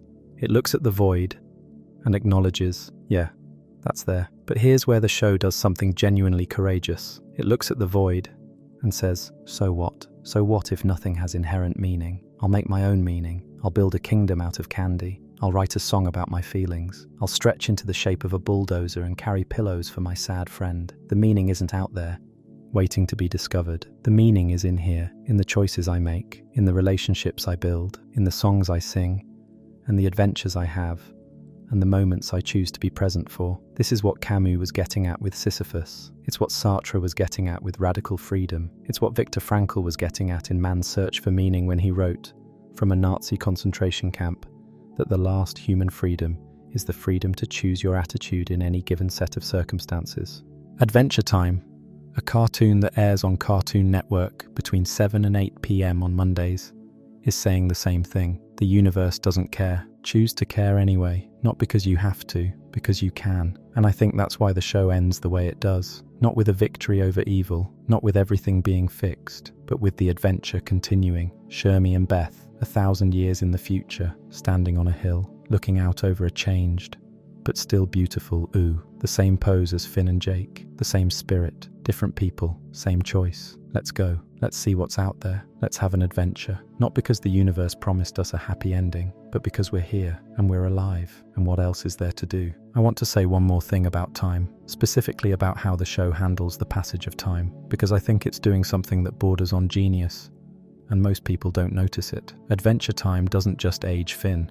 It ages the viewer's relationship with the show. The early episodes feel fundamentally different from the later episodes, and not just because the writing changed. The whole energy shifts. Early Adventure Time is bright, fast, silly, and consequence-free. Late Adventure Time is melancholy, contemplative, weighted with history, and the transition between these two modes is so gradual that you barely notice it happening. It's like watching a sunset. You can't point to the exact moment the sky changed from blue to orange, but at some point you look up and everything is different. And this mirrors something really profound about how time works in real life. You don't notice yourself aging. You don't notice your perspectives shifting, your values changing, your tolerance for simplicity decreasing. It just happens. And then one day you watch an early episode of Adventure Time, one you loved when you were 13, and it feels different, not worse, just different. Because you're different, and the show, by changing alongside you, by growing up at roughly the same pace as its audience, creates this uncanny feeling that the show understands you, that it's been watching you while you've been watching it. There's a philosophical concept called hermeneutic phenomenology, developed by Hans-Georg Gadamer, that basically says, interpretation is always shaped by the interpreter's horizon of understanding. You can't read a text or watch a show from a neutral position. You bring your entire life experience to every act of interpretation. And as your life experience changes, the text changes too. The words on the page stay the same, but the meaning shifts because you shifted. Adventure Time weaponizes this. It creates a show that deliberately evolves in tandem with its audience's own development, so that the experience of rewatching the show at different ages produces different interpretations. Watch I Remember You at 13, and it's sad. Watch it at 25, and it's devastating. Watch it at 40, after you've watched a parent decline, and it's almost unbearable. The episode hasn't changed, but you have. And the episode was designed to meet you wherever you are. I think that's one of the most sophisticated things any piece of art has ever done, and I don't think it gets talked about enough. Let me bring us toward the ending now, because I think it's time. Let me end where the show ends. Come along with me, September 3rd, 2018, 44 minutes. The longest episode of the entire series. The final battle against Golb, Betty's sacrifice, Bubblegum, and Marceline's kiss, Fern becoming a tree, and then, 1,000 years later, Shermie and Beth. The show's final image is of these two new characters, a cat-like creature and a descendant of Jake and Lady Rainicorn, standing on a hill. They've just been told the story of the Gum War by an older, slightly senile BMO. They've found Finn's rusty mechanical arm, and they're looking out at a world that's changed beyond recognition,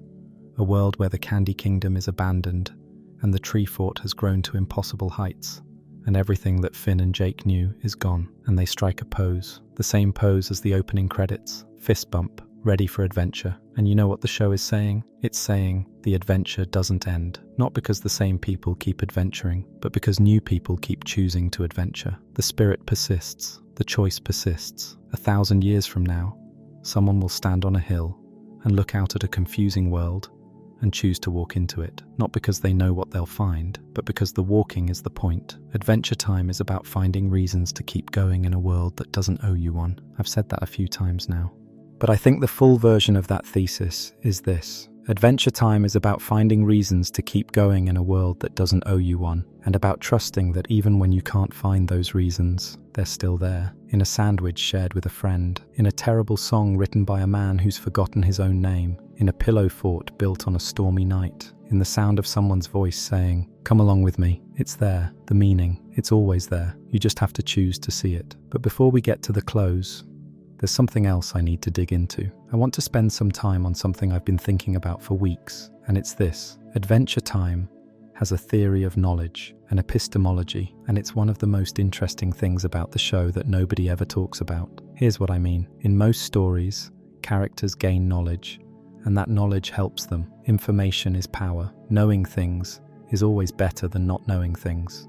But Adventure Time constantly subverts this. Again and again, the show presents situations where knowing more actually makes things harder, not easier, where the simple version of the story was the one you needed, and the complicated version is the one that breaks you. Think about Finn learning the truth about his father. He would have been better off not knowing. The fantasy of a heroic dad who was out there somewhere, waiting to be found. That fantasy sustained him. The reality of Martin, the deadbeat sociopath, that reality nearly destroyed him. Knowledge, in this case, wasn't empowering, it was devastating. Or think about the Ice King. In the early seasons, he's a funny villain. That's all the audience knows.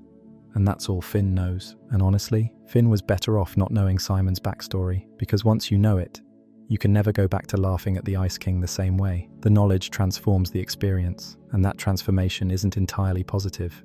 It's deeper, sure, more nuanced, but it's also heavier. It costs something. The ancient Greeks had a word for this, gnosis, or deeper knowledge. And there's a long philosophical tradition, especially in Gnostic Christianity, that argues deeper knowledge is always painful. The more you understand, the more you suffer, because understanding means seeing the world as it really is, not as you wish it were. And Adventure Time, I think, agrees with this more than most people realize. The show is constantly showing us characters who learn things they can't unlearn and are changed by that learning in ways that aren't entirely welcome. Marceline knows the truth about Simon. She can never unknow it, and that knowledge is a burden she carries for 1,000 years. Princess Bubblegum knows the truth about her own authoritarian tendencies. She can never fully trust herself again. Finn knows the truth about his dad, about the Ice King, about the moral complexity of the world.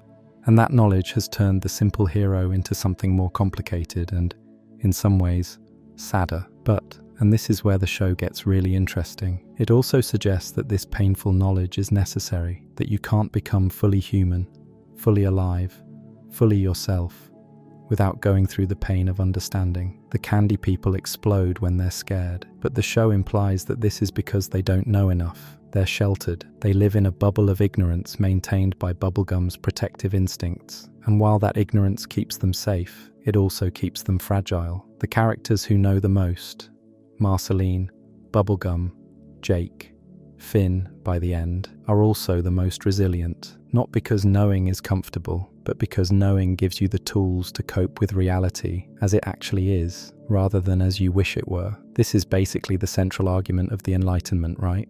That knowledge, even painful knowledge, is preferable to comfortable ignorance, but Adventure Time complicates this in a way that the Enlightenment thinkers didn't always, because the show also acknowledges that some ignorance is merciful. The Ice King doesn't know he was once Simon Petrikov, and that ignorance, in a strange way, is a gift, because if the Ice King fully understood what he'd lost, the love, the sanity, the entire life that was taken from him, he couldn't survive it. The forgetting is what allows him to function. It's what allows him to get up in the morning and make terrible songs and kidnap princesses and live some version of a life. So which is it? Is knowing better than not knowing? Is the truth always preferable to the comfortable lie? Adventure Time doesn't give a definitive answer, but it does suggest this. The answer depends on the person. Some people can handle the truth and be strengthened by it. Some people would be destroyed by it.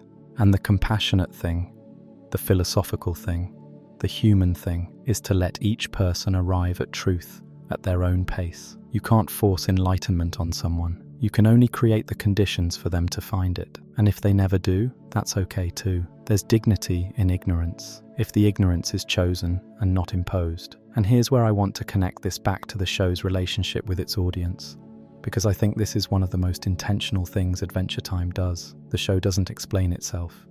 It doesn't hold your hand. It doesn't pause to define existentialism or absurdism or the ship of Theseus. It just presents you with stories, and trusts you to find the philosophy on your own. And if you don't find it, if you just watch a goofy cartoon about a boy and a dog and enjoy it on that level, that's completely fine. The philosophy is there if you want it, but it's not required. The show meets you where you are.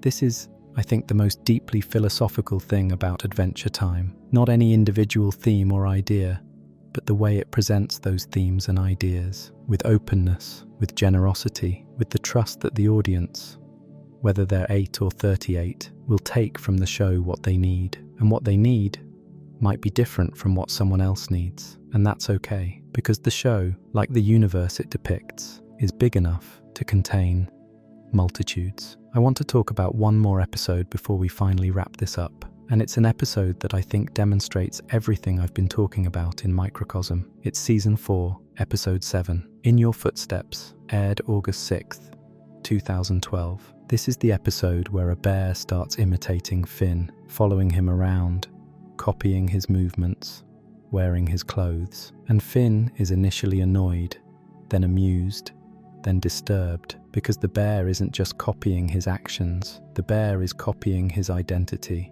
And the question the episode poses, quietly, underneath the comedy, is, if someone copies everything about you, are they you? Is identity something you own, or is it something anyone can wear? But that's not why I'm bringing up this episode. I'm bringing it up because of the last 30 seconds. After the main plot resolves, the episode ends with a post-credits stinger. The bear delivers the Enchiridion, the hero's handbook, to the Lich, who is hiding inside Billy's body. This was the first hint that the Lich was back, and it set up the events that would lead to the Season 4 finale, the Season 5 premiere, the Farm World arc, Prismo, and arguably everything that happens in the show from that point forward. The entire cosmic mythology of Adventure Time was set in motion by a bear handing a book to a skeleton wearing the skin of a dead hero. And here's what I love about this. The show doesn't draw attention to it. It doesn't say, pay attention, this is important. It just puts the moment at the end and lets you notice it or not. And this is Adventure Time's epistemology in action. The truth is there, the clues are there, but the show doesn't force you to see them. It trusts you to look closely, and if you miss it, you'll get another chance, because the show has been planting seeds like this for 10 seasons, and some of them won't bloom until years after you first watched them. I've been rewatching the entire series while putting this video together, and I keep finding things I missed, little details, background characters who are foreshadowing events 3 seasons away, one-off lines that only make sense in retrospect, the number 81,812 hidden in background art, Santino Lascano's wedding date, a hidden love note from the background designer to his wife, embedded in the show like a message in a bottle. The show is full of these moments. Moments that mean nothing the first time you see them, and everything the 5th time. And that, I think, is the final philosophical point I want to make. Adventure Time rewards attention, it rewards patience, it rewards coming back. And that's a statement about how to live your life, even if it doesn't look like one. Because the show is saying, pay attention. The world is full of details that mean something if you look closely enough. The background matters, the throwaway moments matter. The things you overlook today might be the things that change everything tomorrow. So don't rush, don't skim, don't assume you've seen everything there is to see, because you haven't. Nobody has. And that's not a failure, that's a gift. It means there's always more to discover, always another layer, always another reason to come back. And isn't that the most hopeful thing of all? In a show that deals with destruction and loss and the death of meaning, the idea that there's always more to find. That the world is deeper than you think, richer than you know, more beautiful and more terrible and more complex than any one viewing could ever capture. That's Adventure Time's final gift to its audience. Not a lesson, not a moral, just depth, infinite depth, more than you can ever fully plumb, and the invitation to try anyway. Come along with me. And there's one more dimension to all of this that I haven't touched on yet, and I think it completes the picture. I haven't really talked about death, not the kind of death where a character dies in an episode and we feel sad. I mean the way Adventure Time conceptualizes death as a philosophical category, because the show has a very specific, very unusual, and very profound understanding of what death is and what it means. In Adventure Time, death is a character, Literally, death appears in multiple episodes as a personified entity, a skeleton with a horse and a garden, living in the dead world. And here's what's fascinating. Death in Adventure Time isn't evil. He isn't scary. He's just a guy doing a job. He tends his garden of souls. He has a horse named War. He showed up at Prismo's party in the time room. He's part of the cosmic furniture. And the show's decision to make death friendly, or at least neutral, is itself a philosophical statement. Most Western stories treat death as an enemy, something to be fought, defeated, escaped. The hero's journey is almost always a journey toward triumph over death. But Adventure Time says, death isn't the enemy. Death is just the other side of life. It's the thing that makes life finite, and finitude is what makes life precious. Without death, nothing would matter. If you had infinite time, every moment would be worthless, because you could always have that moment again later. It's only because moments end, because we end, that any given moment has weight. The Stoics understood this. Marcus Aurelius wrote extensively about memento mori. Remember that you will die, not as a threat, as a gift. The awareness of death is what wakes you up to the beauty of life. And Adventure Time, through its treatment of death as a normal, even pleasant, cosmic entity, is saying the same thing. Death isn't something to fear, it's something to acknowledge. And once you acknowledge it, really acknowledge it, everything else comes into focus. The pillow fort matters more because you won't build pillow forts forever. The friendship matters more because it will end. The song matters more because one day the singer will be gone. Jake understands this intuitively, which is why he's the most at-peace character in the show. Remember what I said earlier about Jake being a Zen master disguised as a cartoon dog? This is what I mean. Jake doesn't fear death because he's already accepted it. He's already said, I know this is temporary. And because he knows it's temporary, he can fully enjoy it. He doesn't cling, he doesn't grasp, he just is, present, here, now, eating a sandwich, building a pillow fort, telling his best friend a dumb joke, and when it's over, and that's okay. Contrast this with Bubblegum, who spends the entire series trying to prevent death. She creates the Candy People, builds guardians, establishes surveillance systems, does everything in her power to keep her citizens alive and safe. And her fear of death, her refusal to accept it, is what drives her toward authoritarianism. Because when you're terrified of losing the things you love, you try to control everything. You monitor, you restrict, you build walls, and the walls keep some threats out, but they also keep you trapped. Adventure Time is saying something really important here about the relationship between death anxiety and political control. It's saying that a society governed by the fear of death is a society that sacrifices freedom for security, and in doing so, creates a different kind of death, the death of autonomy, of spontaneity, of the messy, unpredictable, beautiful chaos of actual living. Bubblegum's Candy Kingdom is safe, but is it free? Is it alive in the way that life is supposed to be alive? Unpredictable, dangerous, wild, or is it a beautiful cage, maintained by a well-intentioned warden who genuinely loves her prisoners? And the show, characteristically, doesn't answer this definitively. It shows Bubblegum's perspective with sympathy. It understands why she does what she does. It also shows the cost, and it trusts the audience to weigh the trade-offs themselves. I think about this in the context of our own world. Honestly, the debate between safety and freedom, between security and autonomy, between protecting people and trusting people, these aren't abstract philosophical questions.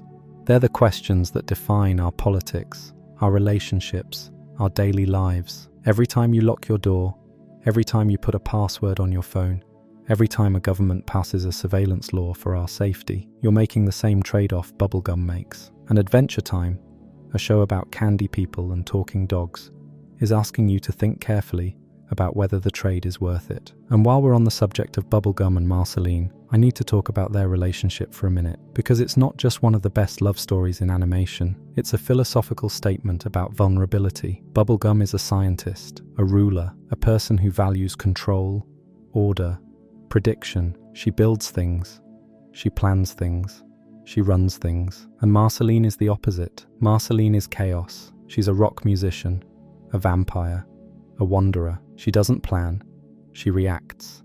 She doesn't build, she plays. She doesn't rule, she survives.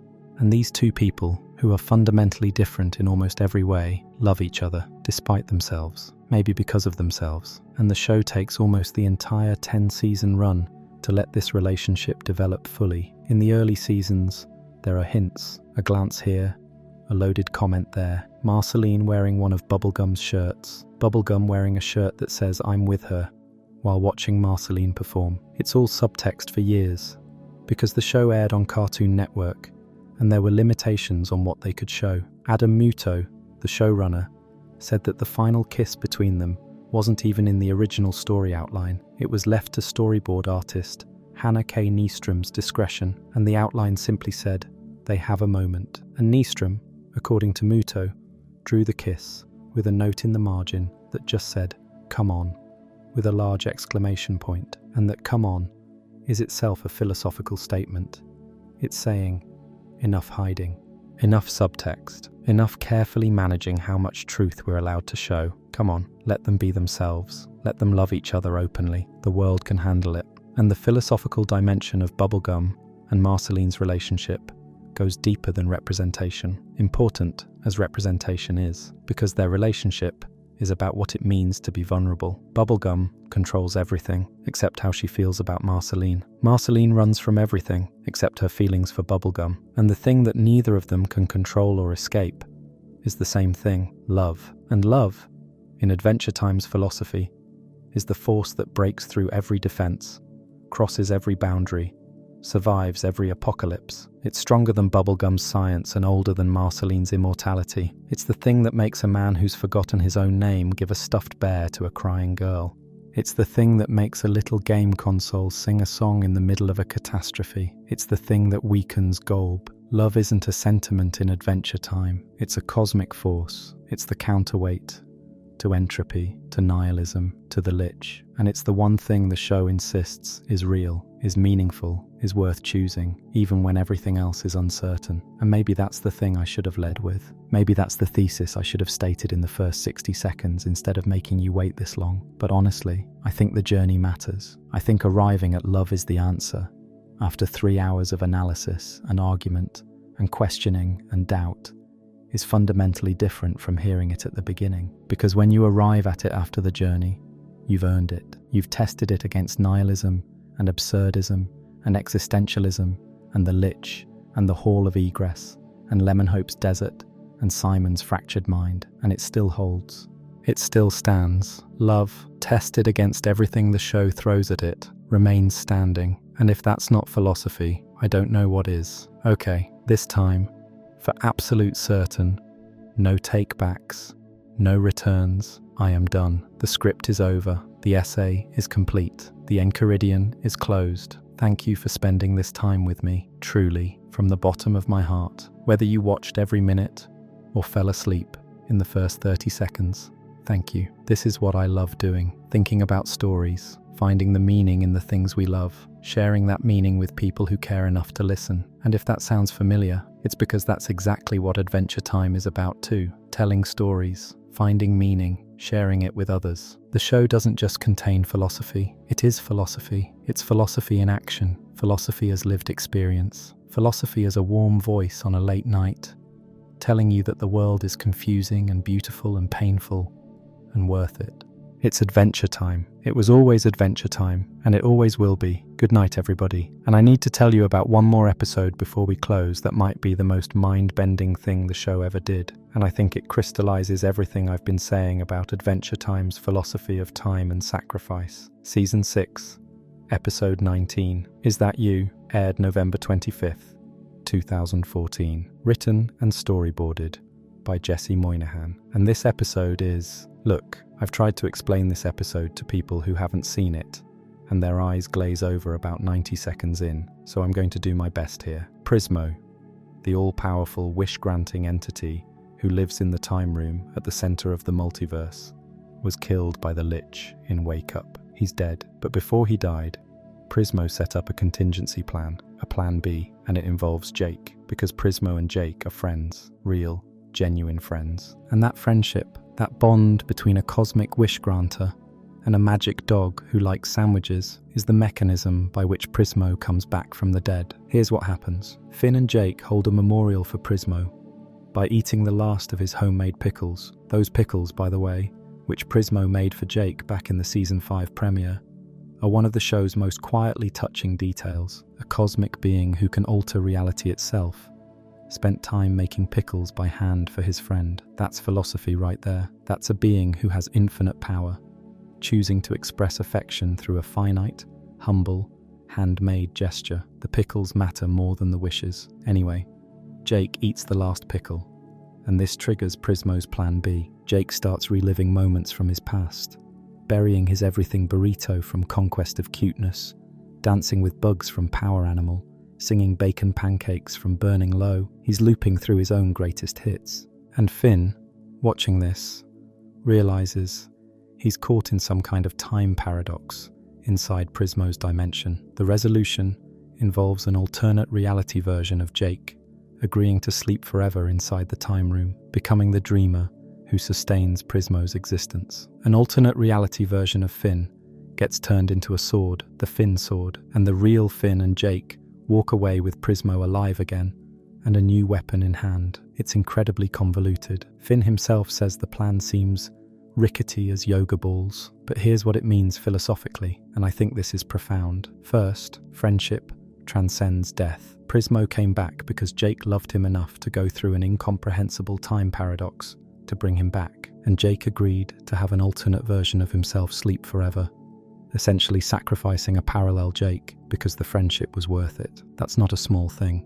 That's a character saying, my relationship with this person is more important than the metaphysical integrity of the multiverse. I will break reality to keep my friend alive. Second, and this is the part that keeps me up at night, the alternate Jake who sleeps forever to sustain Prismo. That Jake doesn't seem to mind. When asked if he's okay becoming the dreamer who keeps Prismo alive, sleeping for eternity inside the time room, Jake basically says, sleeping forever sounds nice. And that's not nihilism, that's acceptance. That's Jake's philosophy taken to its logical endpoint. He doesn't cling to consciousness. He doesn't fear the sleep. He trusts that whatever happens next is fine. And third, the Finn sword, an alternate Finn, compressed into the form of a weapon. He's still aware, he's still Finn, but he's become an instrument, a tool in his own other self's hand, and he's okay with it. He accepts this new form of existence without complaint.